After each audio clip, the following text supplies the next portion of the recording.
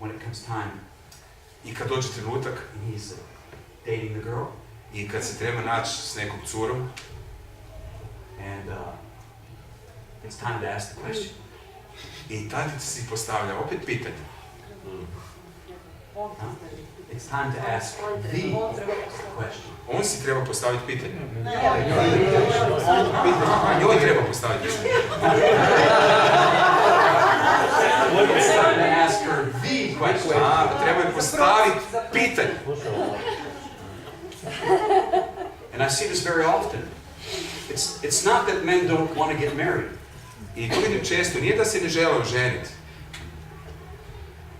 In many cases, they're timid and they're not sure within themselves do they have what it takes to lead a marriage. Nego su malo prestrašeni i nesigurni da li imaju ono što im treba da mogu voditi taj brak. And many people complain, oh, the guys, the men, oh. I mnogi se bune, a muškarci. He may be afraid, he may be timid. Možda je uplašen, prestrašen. Why won't he ask the question? Zašto se boji postaviti pitanje? In most cases, it's because he's been conditioned either through the absence of his father or the lack of real experiences that confirm to him that he's got what it takes. Jer možda mu tata nije govorio da to ima, niti je sam iskusio da ima ono što mu treba. And he needs empowerment. I treba ga osnažiti. And God the Father will come to him to empower him. I Otac sa neba će doći i osnažit će. Other men around him can affirm him. I ostali muškarci u njegovom životu oko njega ga mogu osnažiti. Ask the question. Postavi pitanje. Face it. Suoči se s tim. Will you marry me? Hoćeš li se udati za Will mene? you join me in this adventure of life? Hoćeš li mi se pridružiti u toj avanturi života? I don't know how it's going to work out. Ne znam kako će to izgledat. But I need you by my side. Ali trebam te kraj sebe.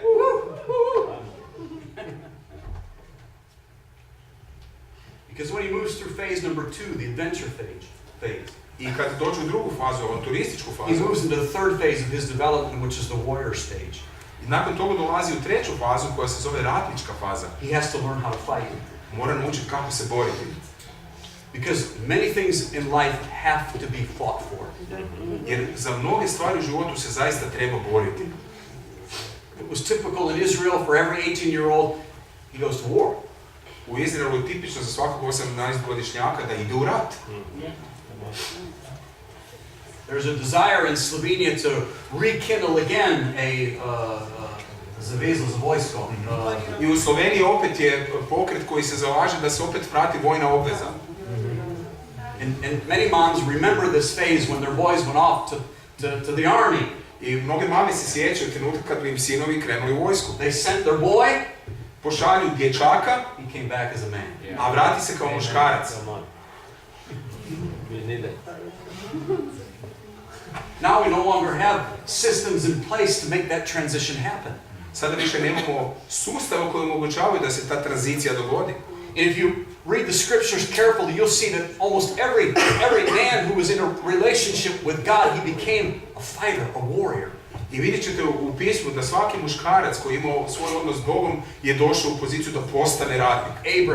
Abraham, Gideon, Moses, Mojsije, David, the Apostle Paul, Pavao, sums up his entire ministry. Zbraja i sakupi cijelu svoju I predstavu. have fought the good fight. I kaže na kraju, ja sam vodio sam dobru bitku. And every preacher, every leader, every man in this room, Christianity is a warfare. I svaki kršćanin i vjernič u ovoj sobi, život je bitka. And we're not done until we get the victory.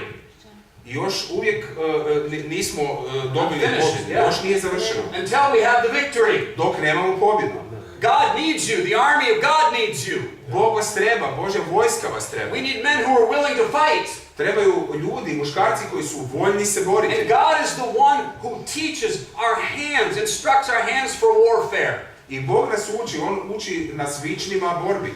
And that approach to life affects the way that we